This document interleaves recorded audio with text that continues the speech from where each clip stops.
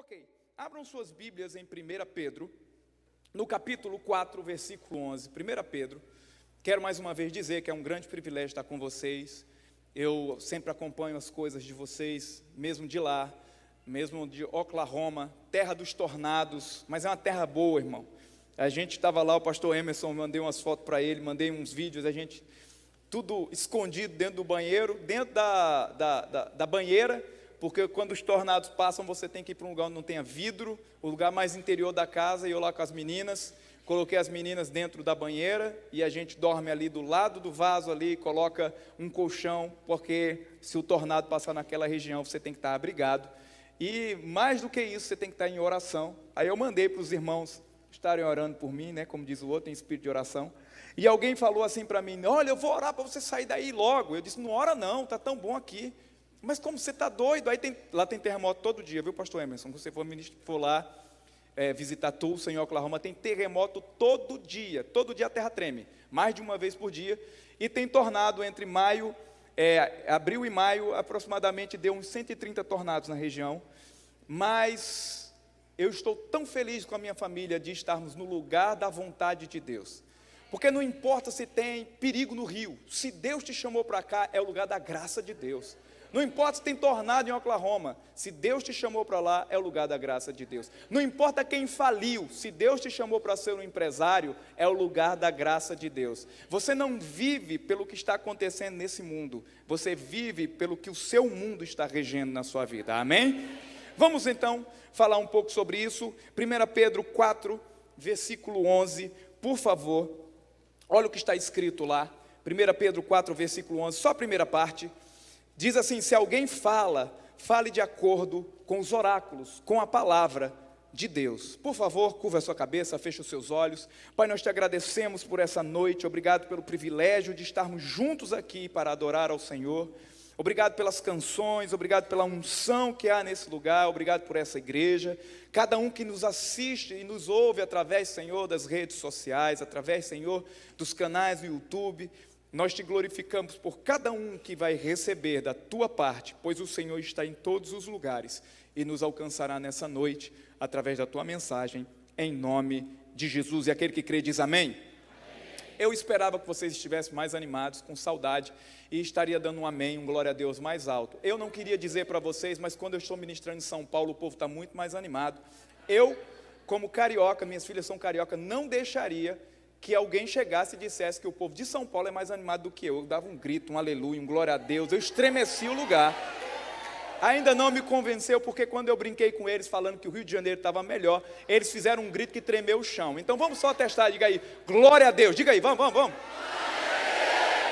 Eu estou testando vocês, porque nós vamos fazer confissões. O livro, cada final de capítulo, tem 7 confissões a serem feitas, para que você tome posse daquilo que você leu. Então nós estamos testando aqui, eu quero ver na hora da confissão, você levantar o dedo de profeta e fazer as confissões, amém? Quando eu falo sobre confissões vitoriosas, confissões de fé para uma vida vitoriosa, eu não estou falando de positivismo, de ficar pensando positivo e aquela coisa vai acontecer. Eu não estou falando sobre você ficar repetindo como uma reza para que aquilo aconteça. Eu estou falando de você estar falando o que Deus fala ao seu respeito. A Bíblia diz que você é curado, então não importa se a enfermidade veio contra você, se você crê no milagre, você tem que concordar com o que Deus diz. Você vai dizer, olha, eu vi a enfermidade, estou sentindo a enfermidade, mas segundo a palavra de Deus, Cristo já tomou sobre si as minhas dores e as minhas enfermidades. Então, eu sou curado conforme a palavra de Deus, não conforme os meus sentimentos. A mesma coisa é no âmbito, se você está precisando de finanças, você não vai dizer, está todo mundo em crise, eu vou ficar em crise. Não, você vai concordar com o que Deus fala ao seu respeito. A Bíblia diz que Cristo se fez pobre por amor de nós, para que nós nele fôssemos feitos ricos. Eu não estou dizendo que você vai precisar ter uma Ferrari, o que eu estou dizendo é que Deus diz que nenhuma situação vai poder governar a sua vida. Você não é regido pela crise do mundo. E uma coisa, sabe que toda crise existe em oportunidades, e Deus gosta de dar essas oportunidades aos seus filhos. Tem filho de Deus aqui? Então é concordar com o que Deus diz. Concordar com aquilo que a Bíblia diz, assim, a fé vem pelo ouvir, e o ouvir pela palavra de Deus. Mas a gente vem na igreja só na terça-feira, no domingo, e depois vai desdizendo tudo o que ouviu. Não, pega o que você ouviu e comece a falar, eu tenho, eu posso, eu sou o que a Bíblia diz que eu sou, eu tenho o que a Bíblia diz que eu tenho, eu posso o que a Bíblia diz que eu posso. Eu não vou dizer que eu posso sofrer tudo o que a televisão está dizendo, eu não vou ficar de acordo com o que a televisão está falando sobre as igrejas no Brasil. Não, eu tenho uma palavra de Deus que fala o contrário. Não importa o que o mundo está passando, eu vou concordar com o que diz o Senhor. Alguém pode dizer amém? A confissão da fé, irmão, antes de entrar, como foi que eu me converti, como foi que eu tomei posse de algumas coisas, ela funciona como um ar-condicionado. Por exemplo, nós estamos aqui, olha quanta gente, tem gente em pé aqui, isso era para estar um calor, mesmo estando lá fora, um pouco tranquilo a temperatura, mas a gente tem aqui um dispositivo, um ar-condicionado, que tem um dispositivozinho, um controle remoto, que a gente chama a existência uma temperatura que ela não existe. Isso é irreal. É muito interessante porque quando você vem para cá, quem aqui já veio para o culto? Janeiro para fevereiro, Rio de Janeiro. Meu irmão, janeiro para fevereiro no Rio de Janeiro. Já é sabido que em Bangu, Sadraque, Mesaque e Abidinego estava se abandonando. É calor, irmão. É sensação de 50 graus, você vai para a rua, você pensa que vai, o seu juízo começa a amolecer. Você chega na rua, você fica meio assim, você não sabe quem você é. De tanto calor que é. Você vê todo mundo sofrendo, mas quem tem um dispositivo como esse, ó, bênção de Jesus. Você chama a existência o que você quer sentir. Você não quer viver o que o mundo inteiro está sofrendo. Lá onde a gente está morando agora, dá 10, 15 graus abaixo de zero, sensação de 30 abaixo de zero. A gente tem um aquecedor, ô negocinho do céu. Você vai aperta um dispositivo lá na parede, lá do central, eu tenho que botar 21 graus por causa das mulheres, né? Por mim era 16, 15, mulher geralmente é 23, 25, 26, ela acha que já está bom. Mas você chama a existência a algo que as pessoas na rua, no mundo, não estão passando. É comum no mundo estar todo mundo passando frio ou calor, mas quem tem um dispositivo ao seu alcance, chama a existência o que quer viver. Assim é a confissão da fé. Você pega aquilo que Jesus fala ao teu respeito, ainda que o mundo esteja caindo 1000 ao teu lado, 10.000 à tua direita, você está chamando a existência e não chega uma contra você, praga nenhuma chegará à tua tenda, porque você chamou a existência, você chamou para a sua vida. Não importa o que está sofrendo o mundo, você tem um dispositivo, a palavra de Deus para viver diferente desse mundo. Alguém me ajuda aí, irmão, dá um glória a Deus nesse negócio aí. Aleluia. Irmãos, a confissão da fé. Antes de eu entrar que o negócio vai começar aqui, eu vou falar um negócio aqui, falar igual um pregador antigo dizia assim: prepare o seu lenço, você vai chorar. Eu estou te explicando como é que funciona, para poder não dar um testemunho, mas dar um testemunho do que Jesus fez.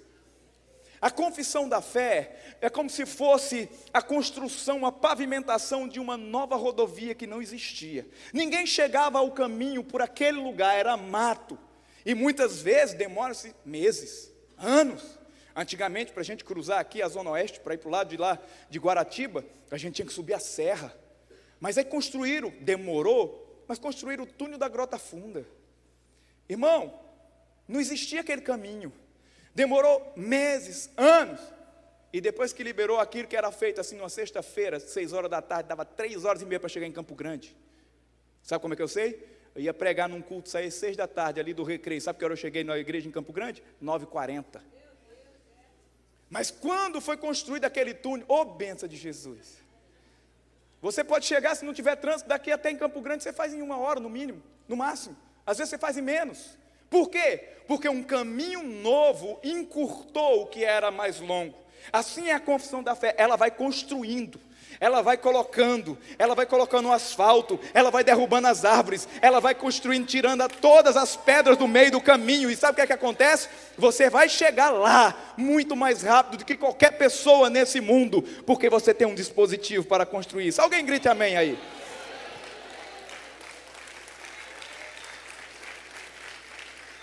A minha primeira confissão está em Gênesis 1:26. Eu aprendi a fazê-la muito cedo.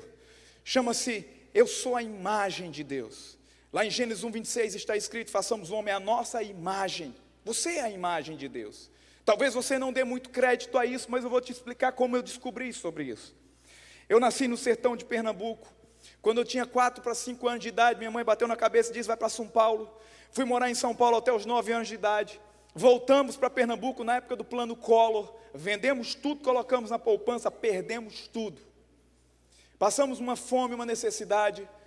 E quando eu tinha mais ou menos 10 anos de idade, eu sabia que eu tinha uma família por parte do meu pai, muito rica. A minha família por parte de pai, na região onde eu nasci, é dona de quase tudo. E eu sabia, meu pai já falecido, que um dia eles viriam me buscar. E com 10 anos de idade me vieram buscar para que eu fosse trabalhar com eles. E eu descobri o que era a riqueza.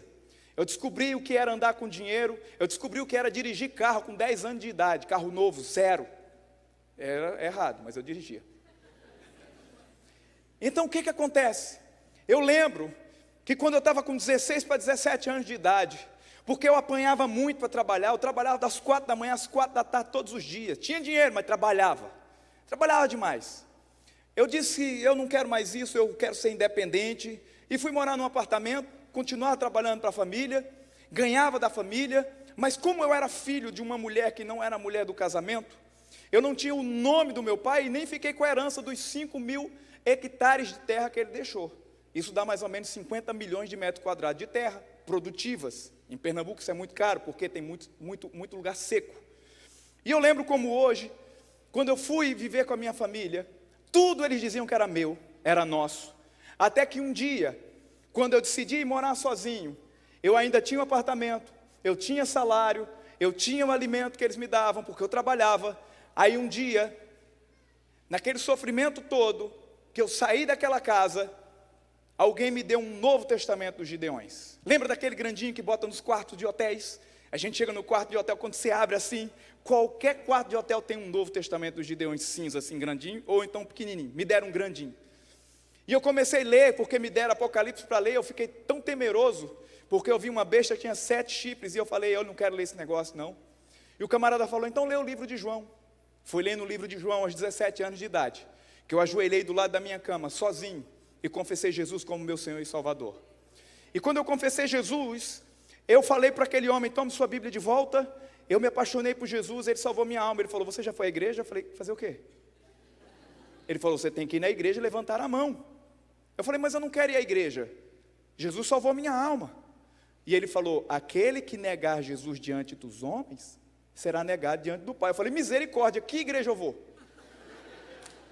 No próximo domingo, 13 de setembro de 1998, eu olho para alguns irmãos que já eram velhos naquela época. 13 de setembro, minhas piadas estão terríveis. 13 de setembro de 1998, eu fui para a igreja, o culto era às 7 da noite, na primeira igreja batista de Arco Verde, sertão de Pernambuco. Eu cheguei às 6. Chegando lá, não tinha ninguém, fiquei esperando na porta da igreja, até ela ser aberta. Quando cheguei em um lugar para 1.500 pessoas, tinha 90 velhinhos. E eu estava sentado à direita, dizendo, eles não vão me chamar para levantar a minha mão. Começou o culto, e o culto começou a falar lá, teve uns hinos bonitos, eu achei muito bonito. E você já entregou a vida a Jesus e quer levantar a mão na igreja, mas ninguém te chama. Eu fui, me chama. Tem gente que entra na igreja, como algumas pessoas que estão aqui hoje. Eu vim aqui para entregar minha vida a Jesus mesmo, de cara assim. E eu lembro que eu cheguei, eu não quero negar Jesus. E eu naquela questão de sair de casa, aquela coisa de família, não tinha nada, igual aquele negócio do Alto da Compadecida, porque eu tinha muito dinheiro, depois fiquei sem dinheiro, aí eu fiquei cansado de ficar rico, ficar pobre, ficar rico, ficar pobre. Irmãos, e eu lembro que eu estava lá na igreja, chame, aí ele falou assim, o pastor que estava pregando falou assim, vamos cantar o hino 396, Cegueira e Vista. Eu falei, meu Deus do céu, será que é agora? Cegueira e Vista você não conhece, mas você conhece Foi na Cruz, que é o 15 da harpa. Quando começou a tocar Foi na Cruz, eu falei, meu Deus do céu, quando é que eu levanto a minha mão? E eu já estava querendo levantar a mão, quando ele falou assim, agora nós vamos cantar mais um. Eu falei, meu Deus. Ele falou, a última hora. Eu falei, a última hora deve ser o último. Hoje, amigo, tu tens a escolha, vida ou morte, qual vais aceitar? Amanhã pode ser muito tarde, Cristo agora te quer libertar. Tem alguém em nosso meio, o pastor falou, que quer entregar a sua vida a Jesus? Eu fiz, eu! Ele teve um susto e falou, o jovem está bem animado, eu tinha 17 anos para entregar a vida a Jesus. Nós temos mais alguém? Eu pensei que ele não tinha visto minha mão. Eu falei, eu não posso negar Jesus, eu tenho que levantar a mão para todo mundo ver. É assim que você vai fazer hoje à noite. E quando eu fiz isso, Ele falou, tem mais alguém? Eu levantei a mão dizendo assim, você não está vendo? Eu fiz assim, as duas mãos. Ele falou, traz o jovem ali, que ele está muito empolgado para entregar a vida a Jesus. Entreguei a minha vida a Jesus publicamente no dia 13 de setembro de 1998. Nunca quis desistir de Jesus. Fiquei tão feliz por causa, estava vivendo um momento muito difícil, um momento de muita dificuldade. Eu vivia trancado, trabalhava o dia todo, no final do dia eu ficava trancado ouvindo Legião Urbana dentro de um quarto. Irmão, as músicas são maravilhosas e lindas, mas é perigoso você escutar na rua, imagina trancado num quarto. E eu lembro que eu fui avisar a minha família, por parte de pai, o povo do dinheiro, que eu tinha me convertido. Eu falei, vou causar um impacto. Não caí para as drogas, não fui para as bebidas, me converti, vou avisar a família. Marquei uma reunião com meu irmão mais velho, que era o meu patrão na época. Cheguei na casa dele, na hora que eu fui fazer no escritório que tinha lá, a reunião, sentei diante dele com todas as palavras, com todo o gosto do mundo. Eu falei, agora eu sou crente em Cristo Jesus. Jesus salvou a minha alma. Ele olhou para mim com uma cara feia. Ele era bem mais velho do que eu. Ele pesava o dobro do que eu peso. Do meu tamanho. Levantou e bateu naquele, que a gente chama de birô, mesa de aço, bateu, pá! Levantou e apontou o dedo para mim. Foi isso que eu ouvi na semana que eu me converti. Ele apontou para mim e falou assim, se você não tem o nome da família, você não tem a herança da família, a partir de hoje você é um traidor dessa família. Ponha-se de pé e saia da minha casa, nunca mais você verá R$1 dessa casa. Mesma hora eu fiquei chocado, mas eu também bati na mesa. Pá! Ele bateu porque eu não podia. Eu apontei também, com medo, mas eu falei, eu vou vencer na vida, sem R$1 dessa família, sem o nome dessa família, porque eu tenho um nome que está sobre todo o nome. E um dia,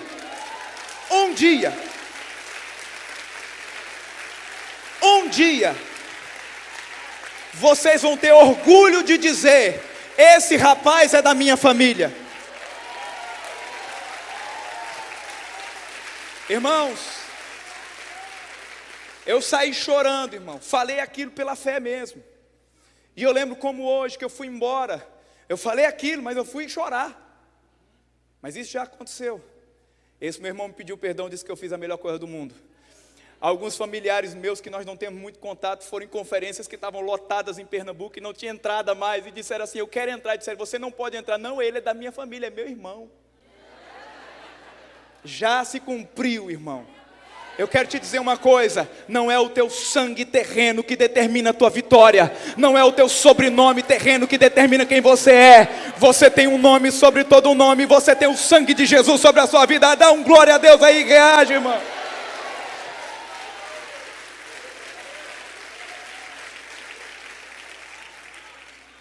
Irmãos, mas aquilo foi tão forte que bateu como uma flechada no coração. Aí eu comecei a ouvir na igreja, pastor Emerson, Batista se escuta sobre arrebatamento todo dia. Que Jesus vai voltar para buscar uma igreja. E que você vai para o céu.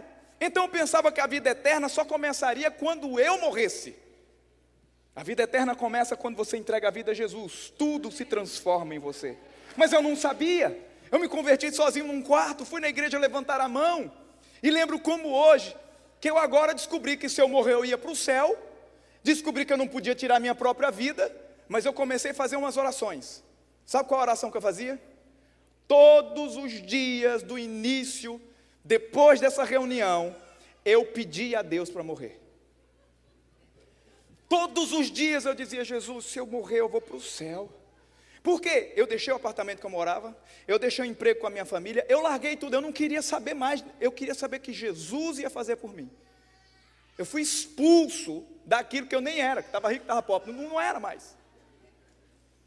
E eu lembro que eu chegava na igreja, eu tinha uma roupa só, um sapato furado, eu dizia, Jesus, todos os dias eu chorava e clamava, me leva para o céu, dá algum jeito, faz alguma coisa, mas eu não quero mais viver, eu não tenho propósito, por que eu estou nessa terra? Para sofrer? Todos os dias eu dizia isso ao Senhor. Eu passei meses desse jeito, até que um dia, irmão, uma irmã chamada Talita da Segunda Igreja Batista de Pernambuco.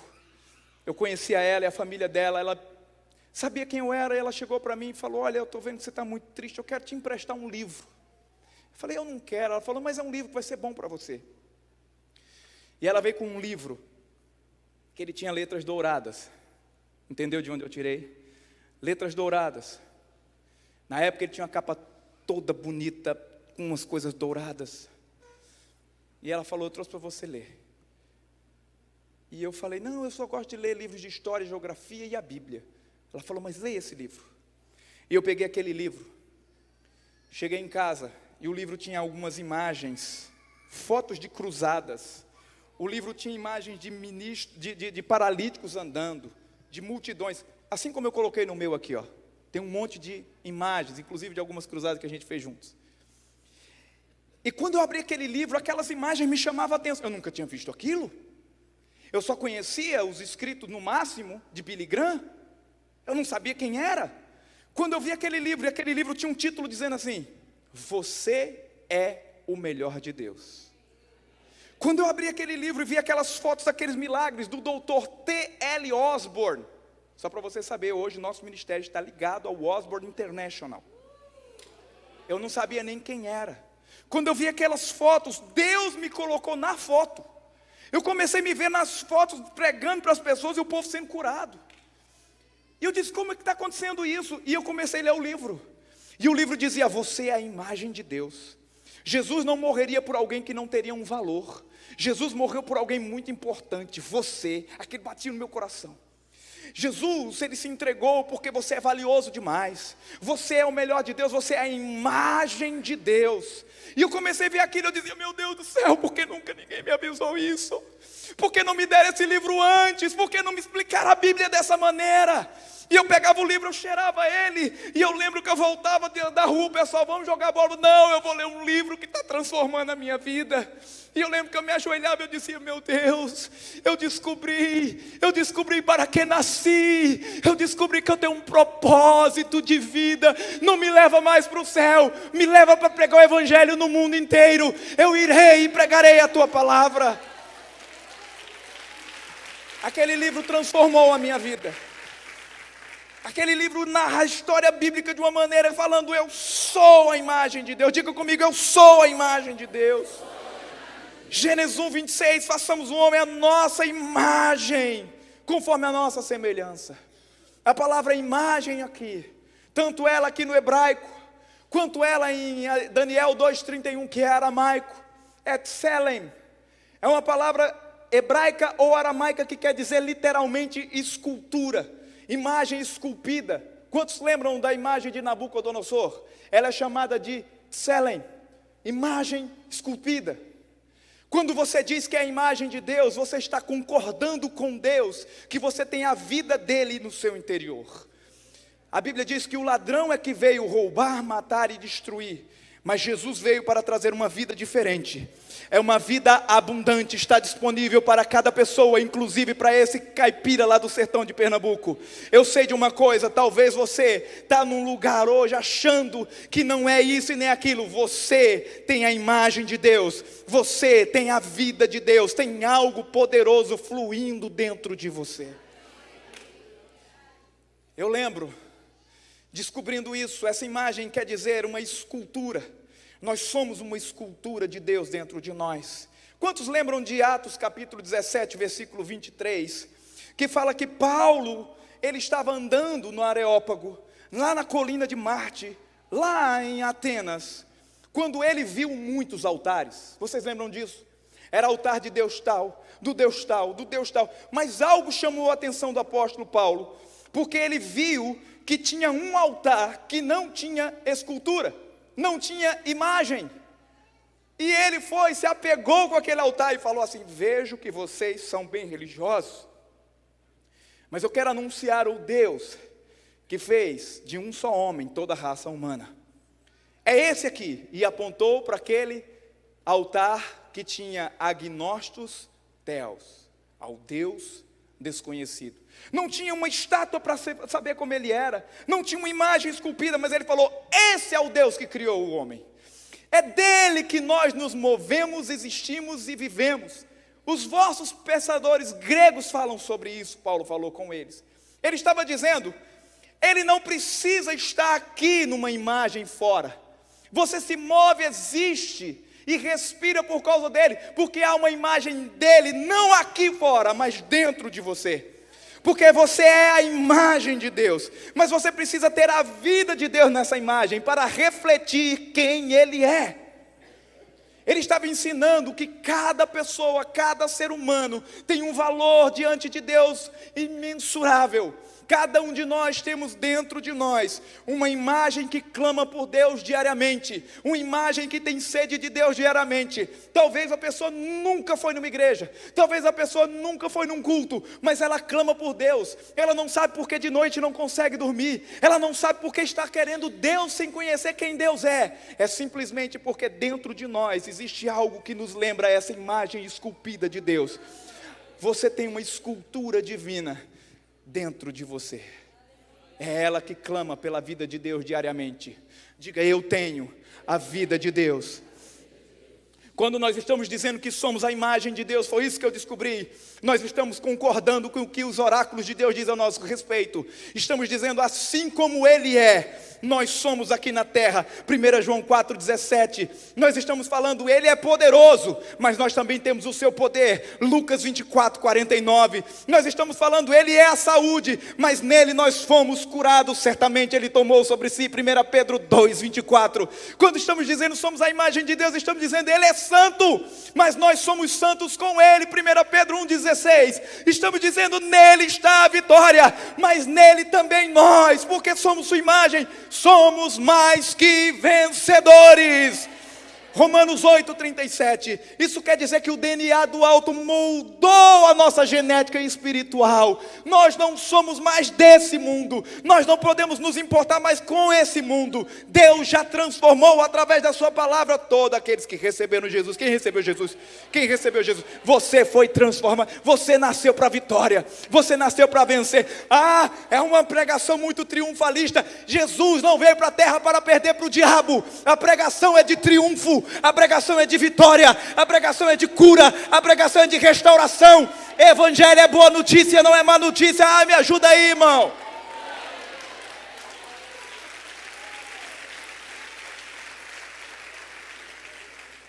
Chegou a hora de você fazer aquilo que eu falei. Você vai levantar a sua mão, mas você vai levantar a mão normal não. Igual o louvor aqui estava pentecostal hoje, o negócio estava... Só faltou Você vai levantar a sua mão agora como profeta de Deus, concordando com o que está escrito. Nós vamos fazer 7 confissões aqui, como está no livro, mas você vai tomar posse. Deus vai te dar a confissão na tua casa. Deus vai te dar aquilo que você precisa na tua casa. Levante a sua mão, agora forte assim, levanta. Lembra que São Paulo o povo estava muito afiado, então você vai ter que fazer melhor. Levanta. Diga, eu sou a imagem de Deus. Mais alto, o Senhor me fez alguém especial. Tenho suas características divinas. Mais alto, a vida de Deus se manifesta em mim. Eu reflito sua essência e amor. Eu sou o cidadão dos céus. Eu sou a imagem de Deus. Grite aleluia.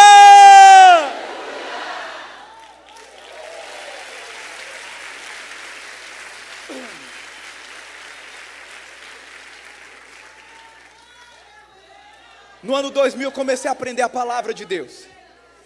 Eu me converti em 98, no ano 2000. Eu comecei a entrar com um pessoal chamado Palavra da Fé. Comecei a aprender, confessando com a boca, crendo com o coração, tomando posse. Fui estudar num seminário. Comecei a aprender as coisas. Logo no ano de 2001, eu lembro, logo no início do ano de 2001, eu passei na segundo ano desse seminário. A gente tinha que passar no segundo ano para ir para o primeiro ano. E tinha uma moça lá, louvando a Deus, adorando. E eu vi pela primeira vez, lá no púlpito. Antes de começar a aula, tinha um culto. E quem liderava a adoração era uma moça chamada Jéssica Natielli. Ela estava com a mãozinha assim, ó, adorando ao Senhor. E quando eu passei, o Senhor falou assim, já imaginou essa moça como sua esposa? Eu disse, Senhor, seria uma benção. Minha esposa Jéssica que está aqui, com as nossas 2 filhas. A Aimee e Julie, que estão lá no departamento de criança. Foi a confissão da palavra, irmão. Você não consegue também nem namorar, né? Se você não confessar, né? Ela conta aqui no livro como eu pedi ela em casamento, em namoro. Você tem que ler isso, está logo no prefácio dela. Eu cheguei para ela, eu fui morar na igreja, o pastor Emerson já foi lá no quartinho que eu morava. Eu fui ser o faxineiro da igreja e tocava na igreja. Isso foi o meu início no ministério. E a Jéssica, eu fiz uma situação de ficar com ela numa área, numa varanda reservada. Eu morava naquele quartinho que você foi lá ainda. E eu cheguei para a Jéssica, o pessoal trancou a porta, nós ficamos lá de fora. E eu falei assim: Jéssica, eu quero namorar para casar. E ela olhou para mim assim. E eu falei: eu tenho um ministério que alcança o mundo todo. Eu nunca tinha saído do Brasil. Eu não tinha o que comer. Mas eu tinha descoberto quem eu era em Cristo Jesus, o meu propósito. E eu disse: olha, o mundo todo eu vou pregar. Nosso ministério vai distribuir livro no mundo todo. Eu tenho feito isso, tudo pela fé. Nada se manifestou. E se você quiser crer em tudo que eu estou falando, você quer casar comigo? Para pedir para namorar. Ela disse que pensou em dar um tempo quando eu fui falar com ela. Ela disse que quando eu falei essa loucura toda, ela fez assim: não posso dar um tempo. Ela falou: eu creio tudo com você. Eu vou fazer tudo junto com você. E hoje, após 38 nações ao redor do mundo, irmão, graças a Deus que ela acreditou em mim. Porque ninguém acreditava não. E eu lembro, irmãos, que nessa época, lá naquele quartinho que o pastor Emerson conheceu, ele foi a Caruaru uma vez ministrar. E ele foi lá onde eu morava. A gente chamava que era a torre da igreja e que eu era o Quasímodo, que morava na torre da igreja. Aquele lugar era terrível. Tinha bicho, tinha tudo que você pode imaginar. Mas eu lembro que naquele lugar, com uma calça só, a segunda que eu tinha se rasgou, já contei para vocês, com o sapato furado. Todos os dias eu colocava a mão em 2 mapas. Eu tinha 2 mapas. Eu tinha um mapa do Brasil e eu tinha um mapa mundial. Eu colocava as minhas mãos sobre ele. E eu recitava o que está escrito em 2 Coríntios 5:20. Eu sou embaixador de Cristo Jesus. Meus pés pisarão em cada nação que eu coloco a mão. Eu pregarei o teu evangelho. Eu lembro que o pessoal falava: oh, Deus vai me dar uma casa, Deus vai me dar um carro. E isso, irmão, é uma bênção que Deus faz para todo mundo. Mas eu não queria saber de carro, eu queria saber de pregar o evangelho. Porque eu pedi para viver depois que eu descobri o que eu tinha de propósito. Não era carro, não era casa. O meu propósito era pregar, então eu clamava todos os dias. A oração de morrer foi substituída pela oração de fazer o que Deus me chamou. E eu dizia: eu vou pregar aqui, o Senhor vai me levar ao Rio de Janeiro. Caraca, moleque, já é, eu vou lá, em nome de Jesus. E eu pedia todos os dias, eu dizia: Senhor, não me dê mais nada. Senhor, eu não tenho muita roupa. Senhor, nem guarda-roupa eu tenho, mas uma coisa eu tenho um chamado. E quando você tem um chamado e é embaixador de Cristo Jesus, não tem portas fechadas. Onde você pisa, Jesus chega com você. O embaixador, meu irmão, é a maior representação diplomática de uma nação em outra. Por exemplo, o embaixador dos Estados Unidos no Brasil, lá em Brasília, ele vive numa embaixada. E segundo a Convenção de Viena, de 1961, no artigo 22, diz que é inviolável o território da embaixada. Não importa se o território é brasileiro, quem comanda é os Estados Unidos, porque é inviolável. O Brasil não pode entrar só porque é território dele. Há um contrato, há uma convenção que diz que não pode ser entrado. A pessoa que mora lá, o embaixador, ele é a extensão corpórea dos Estados Unidos. Se alguém tocar num embaixador americano no Brasil, está tocando na própria nação americana. Não sei se você já viu, mas uma reunião de cúpula, o embaixador perde o nome e aparece uma bandeira e o nome de onde ele veio. Estados Unidos e aquela bandeirinha. Porque o embaixador, ele é a extensão da nação fazendo os seus negócios. Assim somos nós em Cristo Jesus. O nosso corpo é extensão, cada fibra do seu corpo representa o seu reino de onde você veio. Quando você pisa, você está em território governado pela sua nação, mesmo que seja desse mundo. A sua casa, ela não pode ser atingida porque há uma convenção de 33 depois de Cristo, que está no artigo 8 do parágrafo 1 de Romanos, que diz que nós somos livres de todo que é mortandade dessa terra. Nós estamos livres em Cristo Jesus, porque o Espírito de vida te livrou. da lei do pecado e da morte. Há uma lei do teu reino que rege mesmo nessa terra. Essa terra que nós sabemos de quem é, ela não é mais de nossa, ela é do mundo, ela jaz do maligno, mas não importa se eu estou aqui, quem governa é quem me enviou. Ei! O embaixador não recebe da terra local, ele recebe de onde foi enviado. Deus está mandando na sua casa, Deus está mandando na sua família. Ei, reaja aí, irmão.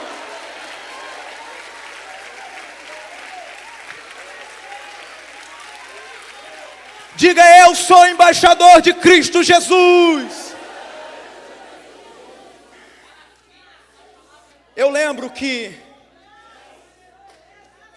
de ano 2010, outubro de 2010. Fui pregar numa conferência em Belo Horizonte, eu morava lá na época. Outubro de 2010. Estava a Jéssica e eu ministrando.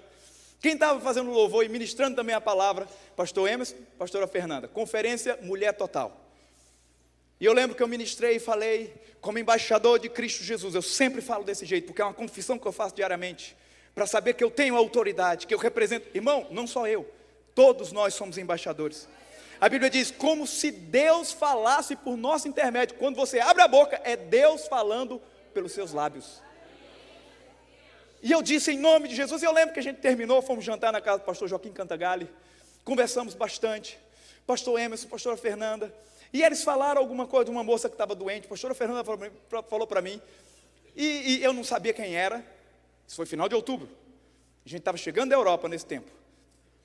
E eu lembro quando foi dia 7 de novembro de 2010.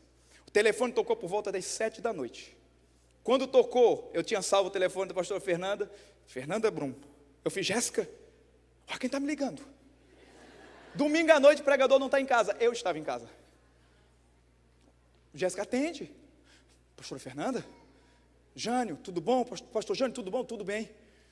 Você lembra da Bianca Toledo que eu contei a história? Eu falei, sim, mais ou menos. Ela falou, pois bem, os médicos vão desistir de tudo e disseram que no máximo ela tem 3 dias de vida.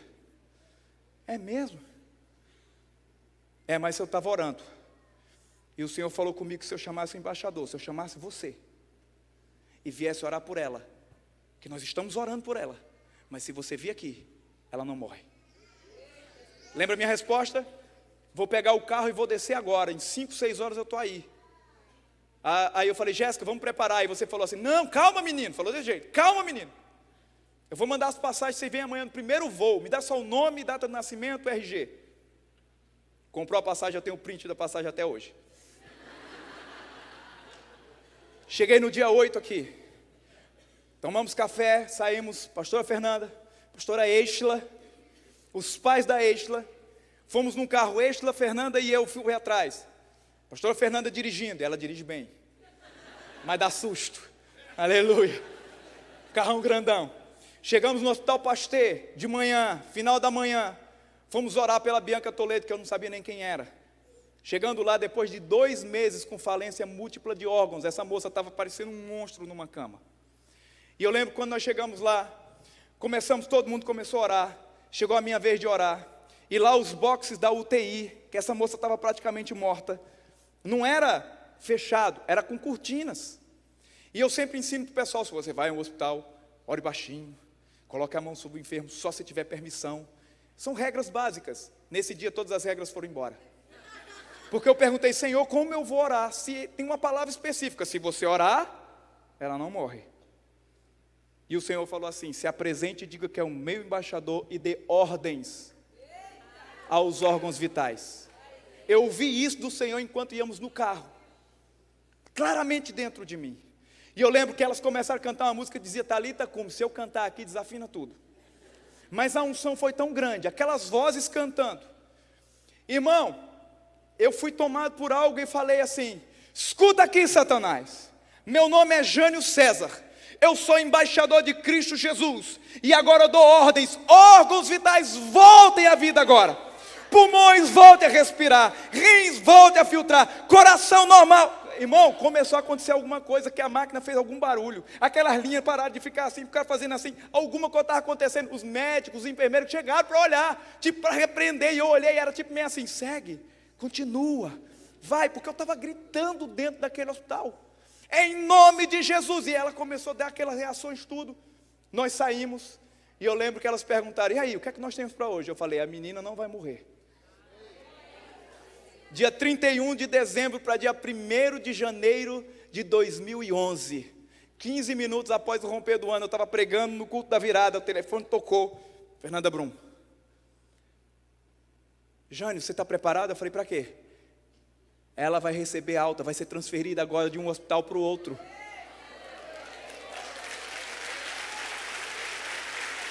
Deus restaurou. Deus restaurou alguém que estava morto. Deixa eu falar algo para vocês. O dia era, eu acho que 24 de outubro. Quando foi a primeira conferência profetizando as mulheres? Foi em 2015 ou 14? 14, né? Foi 24 de outubro de 2014.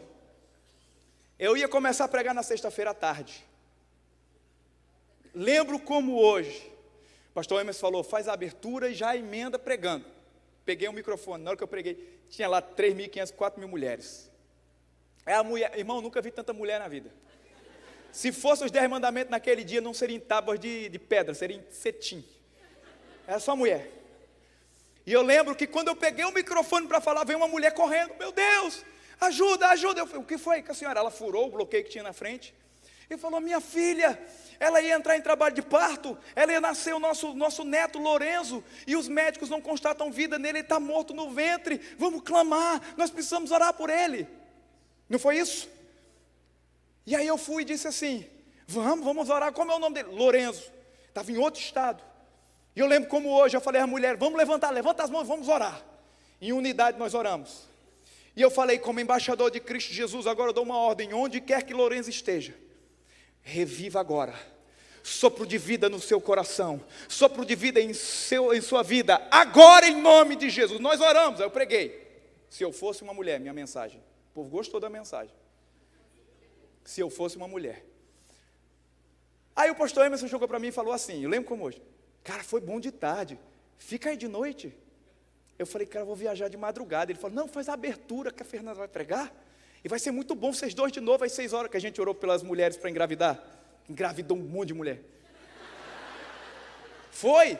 No outro ano tinha umas 20, 30 grávidas, não foi? Com bebê no colo. Aí eu fui de noite, irmão, ia viajar de madrugada. Eu ia fazer a abertura, eu só ia fazer um iniciozinho.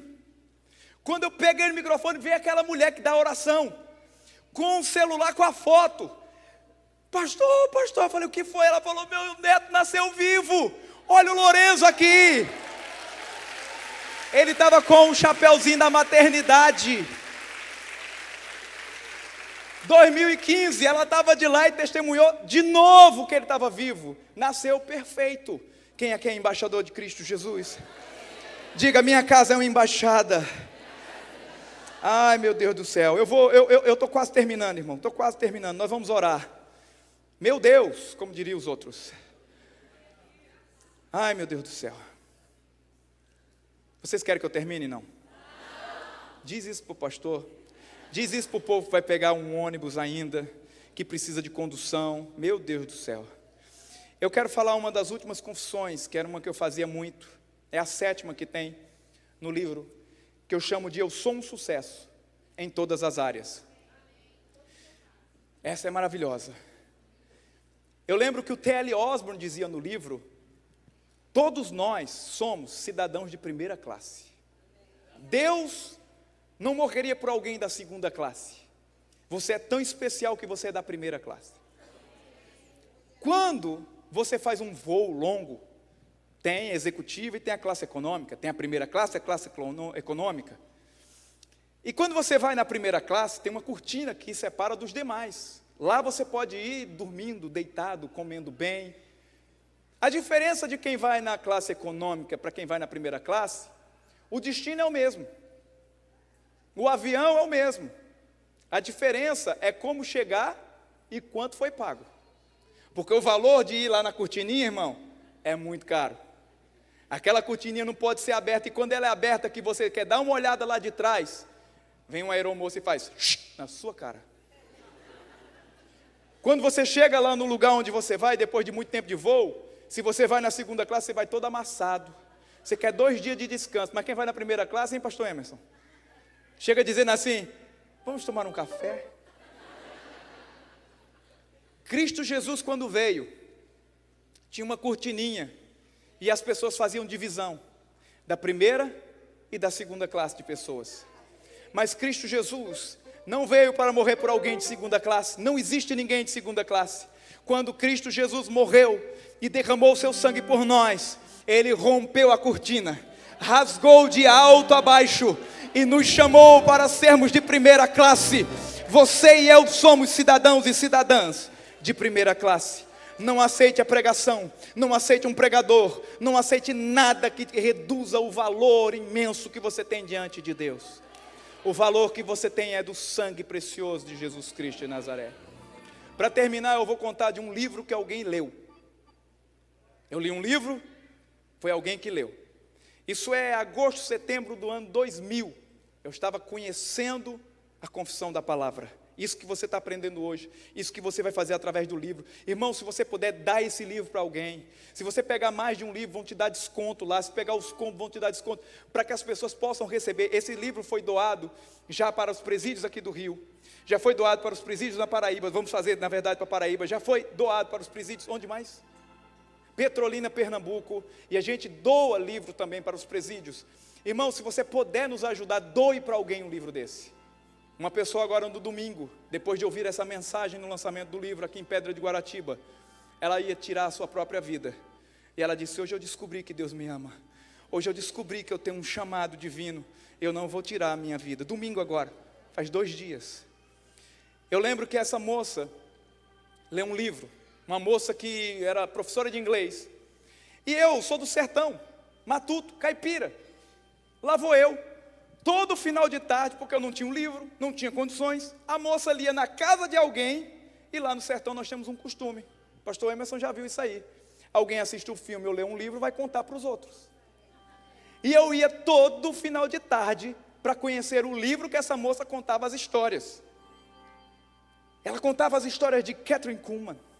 Ela contava as histórias de Charles Finney, grandes evangelistas. De uma mulher chamada Aimee Semple McPherson. E era cada história linda, de pessoas que se convertiam no meio da rua, quando estava pregando dentro da igreja. E eu ficava tão impactado, eu chegava todo dia de tarde, parava na frente da casa dela assim, na posição de matuto. E ela começava, olha, e eles viajavam, eles faziam. Quando terminou o livro, eu fiquei tão impressionado que eu falei assim, Débora, o que esse povo era? Que eu não sabia de nada. Ela falou, eles eram evangelistas. Eu olhei para ela e falei assim, um dia eu vou ser esse negócio aí. Eu não sei nem o que é, mas eu vou querer viajar e levar o nome de Jesus. E eu perguntei, quem foi que escreveu esse livro?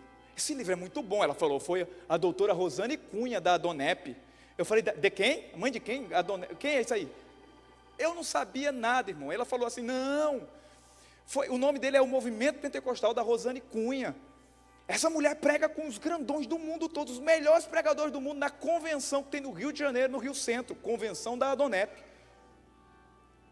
Eu não sabia o que era. Isso foi em 2010. 2000. No ano de 2010, em julho, eu estava participando do lançamento dessa convenção que essa moça falou, a Convenção Mundial da Adonep. Ia pregar Miles Monroe, você esteve lá nesse dia, Mike Murdock e um africano. E ela estava anunciando o 4º preletor oficial da convenção. Quem estava anunciando era a Rosane Cunha, que pregava com os melhores.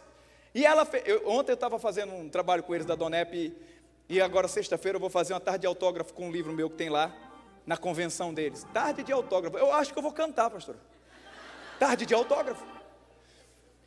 E eu lembro que 2010, eu estou lá, e ela diz, eu prego com esses melhores. Ela falou desse jeito, só prego com os melhores. Mas um dos que eu gosto mais de ouvir, é esse que eu vou anunciar, o nome dele é Jânio César. Na mesma hora o Senhor falou, você lembra do livro que aquela moça leu? Foi ela que escreveu, e você agora vai pregar com ela. Eu falei, meu Deus do céu. Eu tenho minha cópia, está assinado, está dedicado. O que eu quero dizer com isso? Não importa quem você é um sucesso em todas as áreas. Não, mas nisso não deu certo, vai dar certo em todas as áreas. Fique de pé.